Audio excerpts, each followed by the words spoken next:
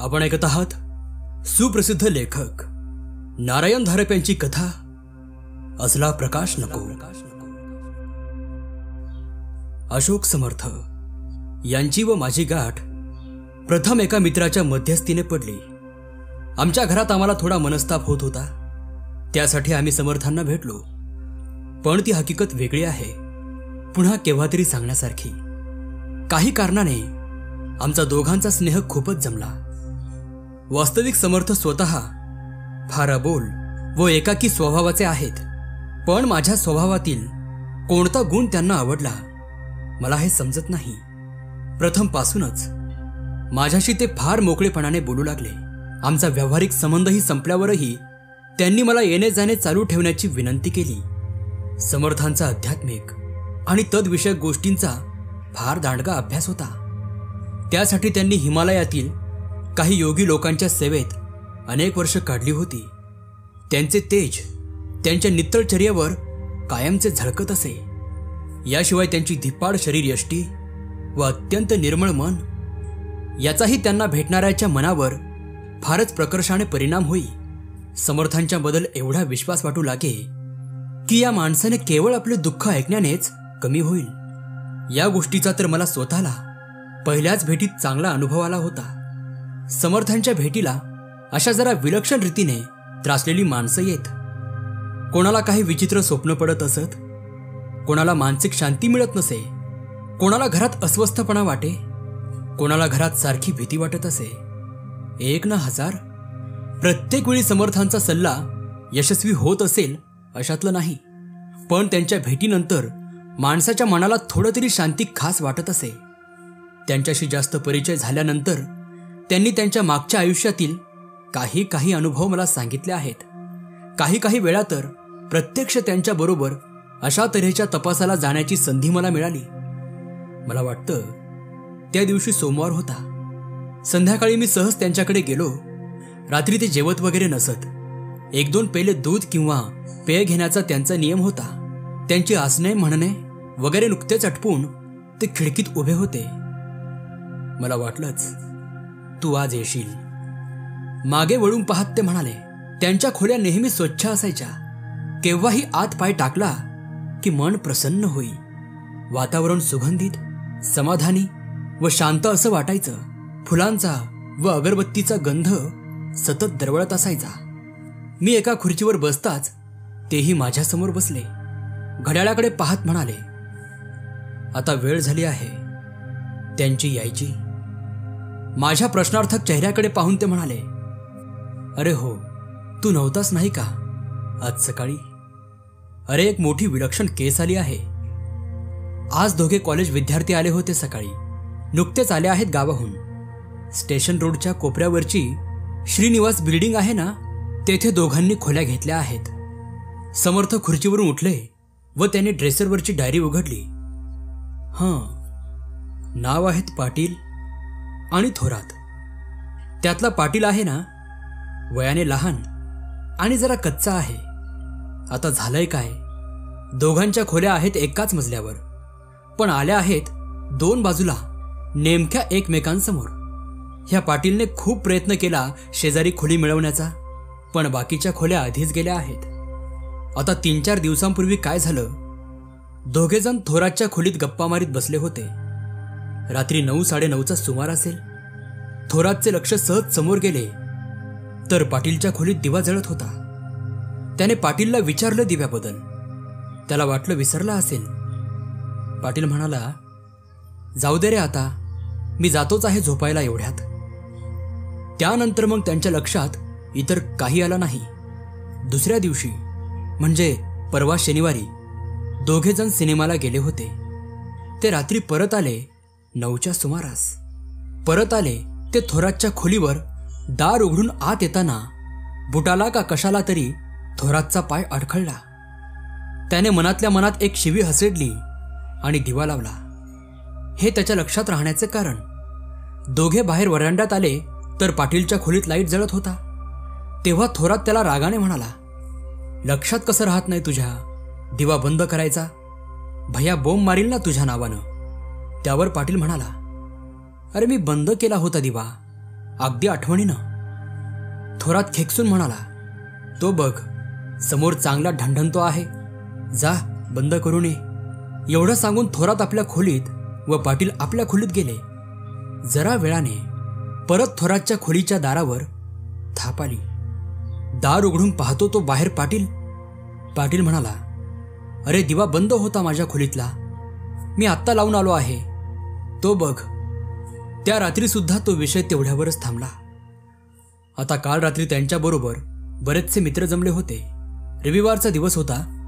बाहेरचे सगळे जेवण वगैरे करून आले होते आणि पत्ते वगैरे काही ना काहीतरी खेळ चालू होता. मध्येच पाटील काहीतरी हवं म्हणून बाहेर गॅलरीत आला आणि त्याचं लक्ष समोरच्या आपल्या खोलीकडे गेलं. त्याच्या खोलीत प्रकाश दिसत होता. आता मात्र त्याला या गोष्टीचं आश्चर्य वाटू लागलं, कारण बाहेर जाताना अगदी आठवणीने त्याने दिवा बंद केला होता. त्यावेळी विचार करीत असतानाच त्याला खोलीतून खिडकीवर कुणाची तरी सावली दिसली. तेव्हा मात्र त्याचा धीर एकदम खचून गेला. त्याने आत जाऊन मित्रांना हाक मारली. सर्वजण बाहेर आले व त्याच्या खोलीकडे पाहू लागले. प्रकाश सर्वांनाच दिसला, पण त्याला दिसलेली हालचाल मात्र कोणालाच दिसली नाही. सर्वजण त्याच्याबरोबर त्याच्या खोलीकडे निघाले आणि आता त्यांच्या सांगण्यातली खरी विसंगती येथे आहे. ते सारेजण पाटीलच्या खोलीजवळ पोहोचले तर खोलीत अंधार होता. त्यांनी कुलूप उघडले. एकाने टॉर्चचा प्रकाश खोलीत टाकला. खोलीत सारं काही सामसूम होतं. मग दोघे तिघे एकदम आत शिरले व त्यांनी बटन दाबलं. खोलीत लखलखाट झाला. बाकीचे सारे आत, कॉट खाली, टेबल खाली, टेबला खाली. पाटीलच्या समाधानासाठी सर्वत्र शोधलं, पण त्यांना कोणाचा काहीच मागमूस लागला नाही. त्यांनी जरी पाटीलची थट्टा केली तरी सर्वांना दिवा जळताना कसा दिसला याचं कोडं तर त्यांना सुटलंच नाही. पण एवढ्यानेच भागलं नाही, कारण दिवा व दार बंद करून सारेजण थोरातच्या खोलीत परत आले. तो त्यांनी मागे ठेवलेला जोशी एकदम म्हणाला, काय रे लेकांनो, एवढे सगळेजण गेलात आणि दिवा मालवायचे विसरून आलात. त्या सरशी सर्वांनी एकदम मागे वळून पाहिलं. पाटीलच्या खोलीत प्रकाश होता. पाटीलची तर त्या रात्री खोलीकडे जायची छातीच झाली नाही. तो थोरातच्या खोलीतच रात्रभर राहिला. आज सकाळी अगदी उजळताच दोघे जण आले होते माझ्याकडे. कोणीतरी त्यांना माझं नाव सुचवलं असावं. समर्थांची स्मरणशक्ती तीव्र असल्यामुळे त्यांच्या लक्षात ही सर्व हकीकत अगदी खडा न खडा राहिली होती. याचे मला काही आश्चर्य वाटलं नाही. मी त्यांना सांगितलं आहे की रात्रीच्या 9च्या सुमारास या, म्हणजे आपण प्रत्यक्षात जाऊ आणि पाहू काय भानगड आहे ती. तेवढ्यात दारापाशी गाडी थांबल्याचा आवाज झाला. समर्थ उठून खिडकीजवळ गेले. त्यांनी वाकून खाली पाहिलं व स्वतःशीच मान हलवली. जिन्यावर बुटांचे आवाज आले. दारावर कोणीतरी टकटक केलं. यात असं समर्थांनी म्हणताच 2 तरुण खोलीत आले.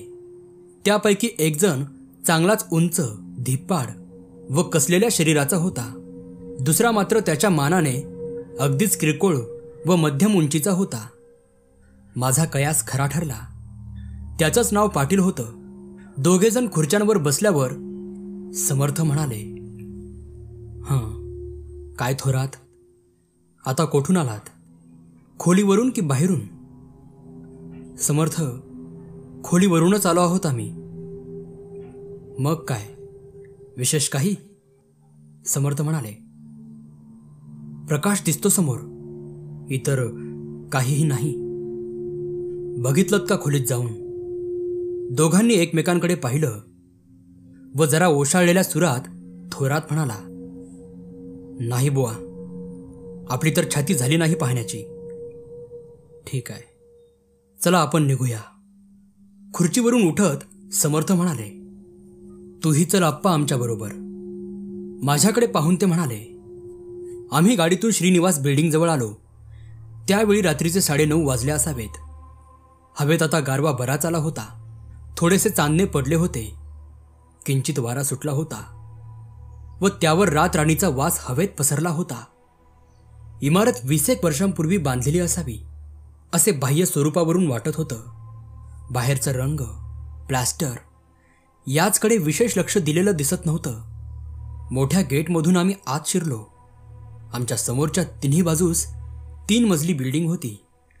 दोन्ही बाजूंना कोपऱ्यात वर जाण्याचे मोठे जिने होते. थोरातने डावीकडच्या जिन्याची वाट धरली. त्याची खोली डाव्या विंगमध्ये असावी असा मी तर्क केला व तोच खरा ठरला. 3ऱ्या मजल्यापर्यंत चढून गेल्यावर आम्ही थोरातच्या खोलीजवळ आलो. ती रांगेतल्या खोल्यांमध्ये अगदी शेवटची खोली होती. दारापाशी येताच थोरात थांबला, वळला व त्यानं समोरच्या बाजूकडे बोट केलं. आम्हीही त्याच्याबरोबर वळलो आणि पाहू लागलो. बरोबर समोरच्या खोलीकडे त्याचे बोट होते. त्या खोलीत दिवा लावल्यासारखा प्रकाश होता. अर्थात ज्यांना यासंबंधी काही कल्पना नव्हती त्यांना त्यात काही विशेष वाटलं नसतं. पण मी सारं काही ऐकलं होतं, त्यामुळे मला मात्र त्या प्रकाशात निराळच काहीतरी वाटू लागलं.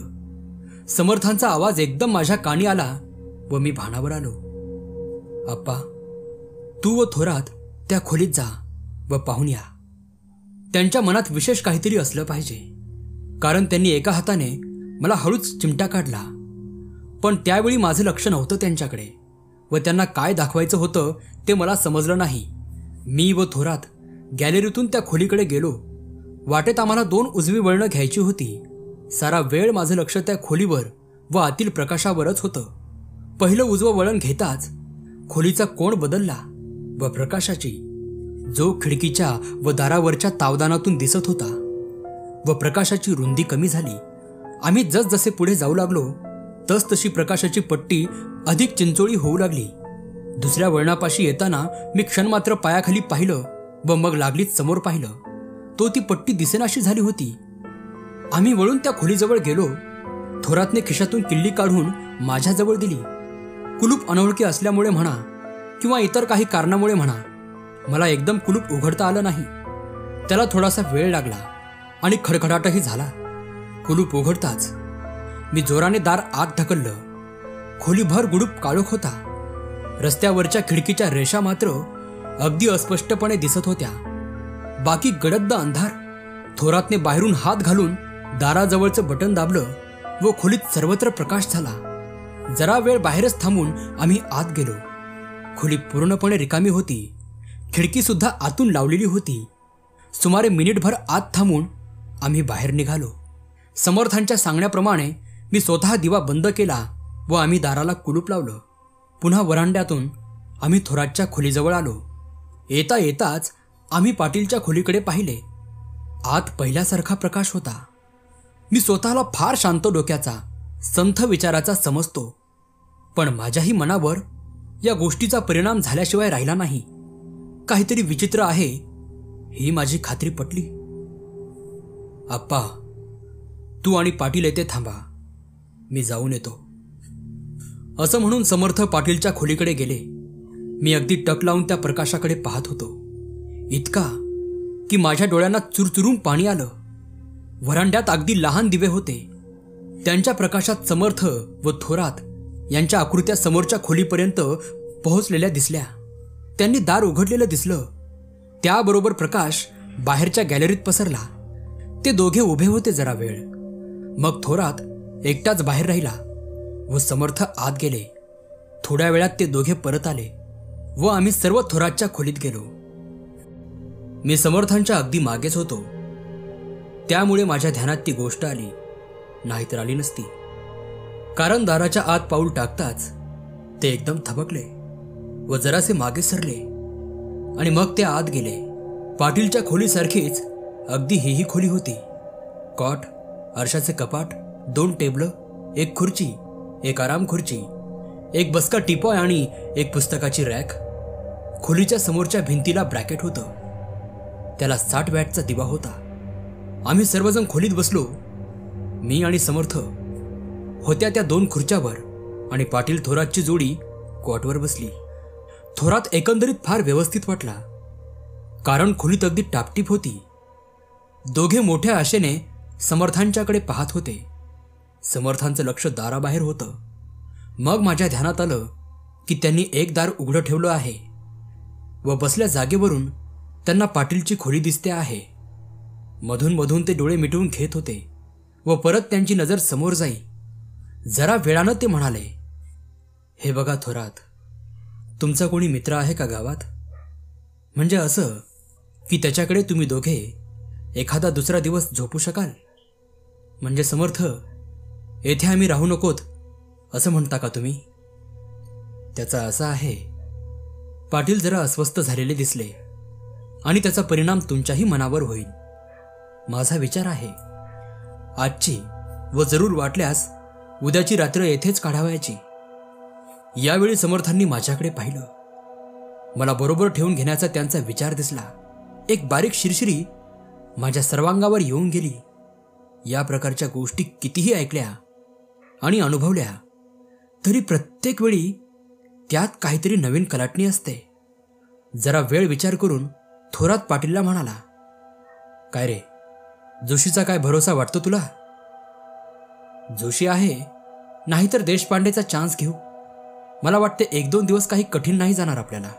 थोरात उठला व म्हणाला, ठीक आहे समर्थ, तुम्ही एवढं मनापासून लक्ष घालता आमच्या केसमध्ये त्याचं फार वाटतं आम्हाला. नाहीतर एखाद्याने आम्हालाच मूर्खात काढून वाटेला लावलं असतं. खिशातून तपकिरीची डब्बी काढीत हातानेच समर्थांनी त्याला कशाचे अशा अर्थाची खूण केली. थोरात, तुम्ही असं करा, तुमचे रात्रीचे कपडे वगैरे आत्ताच पाहून घ्या आणि मग द्या खोली आमच्या ताब्यात. काही वेळेला त्यांचा सडेतोडपणा जास्त वाटतो, पण त्याने काम चटाचट होतात, कधी रेंगाळत नाहीत. दोघांनी चटाचट कपडे आवरले, एका हँडबॅगमध्ये भरले व खोलीवर शेवटची नजर टाकून दोघेजण निघून गेले. उद्या सकाळी या 7च्या सुमारास. खोलीचं दार लावताना समर्थ त्यांना म्हणाले. थोडा वेळ आम्ही दोघे गप्प होतो. समर्थांनी आपला पेटंट खाकी रुमाल काढून नाक खूप जोरानं साफ केलं. घसा साफ करून ते म्हणाले, हां, काय आप्पा, काय विचार चाललाय? समर्थ, विचार हाच, काय गोड बंगाल आहे हे समजत नाही बुवा आपल्याला. दृष्टीभ्रम तर खास नाही. इतक्या लोकांना ही गोष्ट दिसली आहे की काल्पनिक खास म्हणता येणार नाही. आप्पा, आज काही खास काम आहे का तुला? नाहीतर म्हणणार होतो की माझ्या बरोबर राहा इथे आजची रात्र. तू बरोबर असलास की मला फार सुरक्षित वाटतं. त्यांच्या आवाजातला गंभीरपणा पाहून मी जरा आश्चर्यानं त्यांच्याकडे पाहत होतो. थट्टा नाही करत मी तुझी. तुझं मन इतकं साधं व उघड आहे की जरा काही विलक्षण होऊ लागलं की तुझ्यावर त्याचा ताबडतोब परिणाम होतो. मला एक प्रकारची धोक्याची सूचना मिळते. समर्थ, राहीन ना मी. मला काही काम नाही तसं महत्वाचं. तर मग ठीक अप्पा. मग आता तू आपल्या घरी जा. आपला मोठा थर्मास आहे ना, त्यात कॉफी करून आण. कोपऱ्यावर इराण्याकडून खाण्यासाठी काही साधे केक, टोस्ट वगैरे आण. तुझ्यासाठी. हं, मला फक्त कॉफी लागेल आणि ती सुद्धा 12 वाजल्यानंतरच. सगळी तयारी करून परत श्रीनिवासमध्ये यायला मला जवळजवळ तासाभराचा वेळ लागला. रात्रीचे 11 वाजत होते. मी जेव्हा थोरातच्या खोलीच्या दारापाशी गेलो तेव्हा साहजिकच माझं लक्ष समोरच्या पाटीलच्या खोलीकडे गेलं. त्या खोलीत पूर्वीसारखाच प्रकाश पाहताच माझ्या सर्वांगावर शहारा उभा राहिला. काय विलक्षण प्रकार असेल बरं हा. थोरातच्या खोलीचं दार मी वाजवलं. समर्थांनी दार उघडलं. त्यांनी मला दारातच विचारलं, झाली का सगळी कामं? मी केक वगैरे काही घेतलं नव्हतं. होत्या त्या कॉफीवरच वेळ भागविण्याचं ठरविलं होतं. आप्पा, आता असं कर, तू झोप कॉटवर. मी बरोबर 3 तासांनी तुला जागा करीन. त्यानंतर मला काही वेळ विश्रांती घेता येईल. मोठा दिवा मालवून त्यांनी नाईट लॅम्प लावला. एकुशी भिंतीला लावून हातपाय पसरवून समर्थ आरामशीरपणे खाली बसले. प्रथम मला वाटलं मी ते जागत असताना आपल्याला झोप कशी येईल, पण मी कॉटवर निजलो मात्र. अगदी थोड्या वेळात मला गुंगी येऊ लागली. खोलीत कसला तरी सुगंध पसरला होता. मला वाटतं समर्थांनी त्यांच्या जवळच्या खास अगरबत्त्यांपैकी 1-2 लावल्या असाव्यात. मी अगदी झोपेच्या कडेवर असताना मला खोलीत अगदी अस्पष्टशी काहीतरी हालचाल झाल्याचा भास झाला. पण तेवढ्यात मी झोपी गेलो. समर्थ मला हलवीत होते. माझं सारं अंग गार पडलं होतं. एकाच कुशीवर झोपल्यानं अगदी अवघडल्यासारखं झालं होतं. पहाटेची शांत थंड वेळ होती. 2:30 वाजले होते. 1-2 मिनिटांनी मी पूर्णपणे जागा झालो. खोलीतल्या लोटीतलं थोडं गार पाणी डोळ्यांना लावलं. समर्थांनी माझी कॉटवरची जागा घेतली. समर्थ, काही विशेष? मी त्यांना विचारलं. अजूनपर्यंत तरी काही नाही. समर्थांनी उत्तर दिलं. मी त्यांची खालची जागा घेतली. समर्थ कॉटवर आडवे होताच त्यांना गाढ झोप लागली. सभोवती इतकं शांत होतं की अत्यंत बारीक सारीक आवाज सुद्धा अगदी स्पष्टपणे ऐकू येत होते. नुकतीच 3-4 तास झोप झाल्यानं मी अगदी तरतरीत होतो. त्यामुळे सर्व ज्ञानेंद्रिय अगदी पूर्ण संवेदनाक्षम अवस्थेत होती. पण ही अवस्था फार वेळ टिकली नाही. दिवा लहान होता. त्यानं वाचणं अशक्य होतं. हालचालही काही करता येण्यासारखी नव्हती. एकाच जागी निश्चल बसून राहण्याने गात्रांना आपोआप शिथिलता आली. मध्ये तर एकदा एक लहानशी डुलकी सुद्धा लागली. काहीतरी वेळ जाण्यासाठी चाळा म्हणून मी समर्थांच्या पिशवीतल्या 1-2 अगरबत्त्या काढल्या आणि त्या पेटवल्या. त्या काळ्या रंगाच्या आणि खूप जाड होत्या. मला एवढं माहीत होतं की समर्थ स्वतः काही रासायनिक द्रव्ये चंदनाच्या भुकटीसारखं घालून या बनवत असत. या द्रव्यांची माहिती त्यांना एका योग्याकडून झाली होती, एवढंच त्यांनी मला सांगितलं होतं. त्या अगरबत्त्यांचा धूर खोलीत पसरला. माझं मन यावेळी काही विचित्र अवस्थेत होतं म्हणून किंवा आणखी काही कारणानं म्हणा, मला त्या धुरात व वासात एक वेगळेपणा वाटू लागला. किंवा कदाचित मला कोणती अगरबत्ती कोणत्या वेळी पेटवायची याचीही माहिती नसेल. नेहमीपेक्षा यावेळी जास्त धूर होत आहे असं वाटलं. माझी सर्व इंद्रिय शिथिल होत आहेत असा भास मला झाला. पण त्यावेळी माझं मन मात्र अगदी प्रकर्षानं जागृत होतं. प्रत्येक वस्तूची बाह्य प्रतिमा आपण नेहमी पाहत असतो, पण आपल्याला दिसणारी प्रतिमा व सत्तेत खरोखर अस्तित्वात असलेली ती वस्तू यांच्यात किती साम्य, तादात्म्य किंवा एकरूपता आहे यासंबंधी तत्ववेत्त्यात कितीतरी वर्षे वाद चालू आहे. एक मत असं की सर्वांना ती वस्तू सारखीच दिसते, तेव्हा ती तशीच असली पाहिजे. सर्वांच्या नजरा एकाच रीतीने प्रभावित होतात. याचा अर्थ असा घ्यायचा की सर्वांना अशा आकाराची दिसणारी वस्तू म्हणजे खुर्ची. मग प्रत्यक्षात तिथे काही का असेना, हे दुसरं मत. माझ्या मनात विचार आला की खुर्चीमध्ये असणाऱ्या भावांपैकी फक्त काहीच आपल्या दृष्टीला दिसतात. या बाह्य रेषेशिवाय, या बाह्य आकृतीपलीकडे प्रत्येक वस्तूचा काही वेगळा विशिष्ट गुणधर्म जो आपल्याला नेहमीच्या ज्ञानेंद्रियांना आकलन होत नाही, तो आता जाणून घेण्याच्या अवस्थेत माझं मन आल्यासारखं मला वाटलं. आता ही स्थिती अनुभवल्याशिवाय केवळ वर्णनाने कळणं कठीण आहे. असं वाटेल की खुर्ची ही पूर्णपणे खुर्चीपणानेच भरलेली असणार. त्या खुर्चीपणाशिवाय आणखी कसलापणा येणार आहे. या धुराने भरलेल्या खोलीत माझे डोळे नेहमीप्रमाणे काम करीत होते. मेंदूकडे आपले संदेश पाठवित होते. पण त्या संदेशातून माझा मेंदू अधिक अर्थ काढू शकत होता, अधिक ज्ञान मिळवू शकत होता असं मी म्हणू शकेल. रोजच्या सृष्टीभोवतालचं जणू एखादं पटल बाजूस झाल्यासारखं वाटलं मला. दूर जावयास नको, मला समर्थ कॉटवर झोपलेले दिसले. पण त्याचबरोबर त्यांच्या शरीराभोवती एक अंधुकस प्रकाश वलय, त्यांच्या संरक्षक शक्तीचं आवरण मी पाहिलं. वाहणारी हवा मला दिसू शकली. त्यातील जंतू मात्र, कीटक, सर्व जीव यांच्या जीवनज्योती सूक्ष्म ठिणग्यांप्रमाणे चमकत होत्या. भिंती दिसत होत्या. भिंतींच्या रंगाच्या आत प्लॅस्टर, त्यांच्या आत विटा, विटांच्या आत पोकळ्या, त्यात लहान जंतू. माझ्या नजरेत केवढं सामर्थ्य भरलं होतं. जणू नवी सृष्टी मला खुली झाली होती. हातात नवीन आलेल्या एखाद्या खेळण्यामागं जसं मूल लागतं, त्याप्रमाणे ही नवी दृष्टी मी एखाद्या टॉर्चप्रमाणे सर्व बाजूस टाकीत होतो. आणि ती भिंतीच्या व कपाटाच्या मधील कोपऱ्यावर आली, थबकली आणि थबकली. कारण त्या धुसर हवेत मला एका माणसाची अगदी अस्पष्ट अशी आकृती दिसत होती. ती जमिनीपासून काही अंतरावर होती. ती सर्व आकृती इतकी अस्पष्ट होती की मला त्याचा चेहरा दिसला नाही, की कपडे दिसले नाहीत. फक्त एवढं दिसलं की तो वरून कशात तरी लोंबकळत आहे आणि स्वतःभोवती हळूहळू फिरत आहे.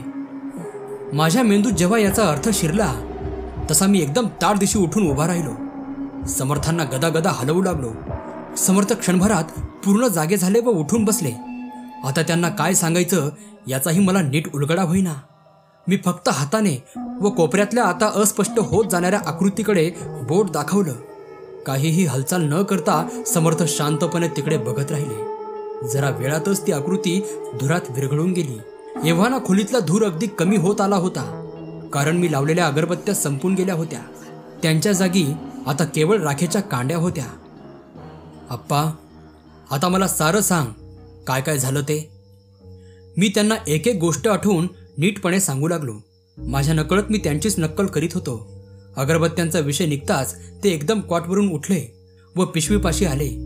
स्वतःशीच त्यांनी मान हलवली व म्हटलं, तरीच मी तुला सांगायचं विसरलो होतो या संबंधी.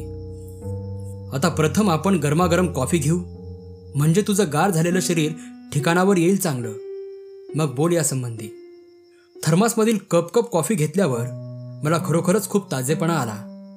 समर्थांनी आपली तपकिरीची डब्बी काढली आणि मला सिगरेट शिलगवायला सांगितलं.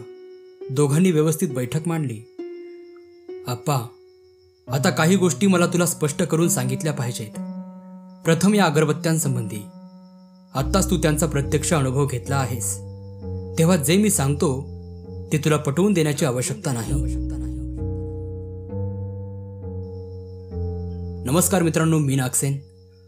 असला प्रकाश नको हा या कथेचा भाग 1 होता. लवकरच आपण भाग 2 कडे वळूयात. ही कथा तुम्हाला आवडली असेल तर व्हिडिओला लाईक, कमेंट आणि चॅनलला सबस्क्राईब करायला विसरू नका. धन्यवाद.